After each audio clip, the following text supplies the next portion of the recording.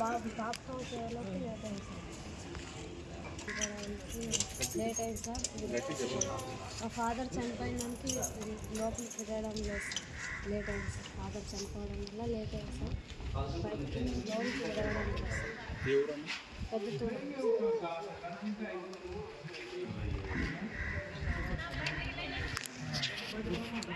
మా ఫాదర్ చనిపోవడం వల్ల లేట్ అయింది సార్.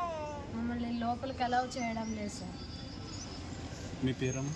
మా పేరు తలారి నాగేంద్రమ్మ సార్.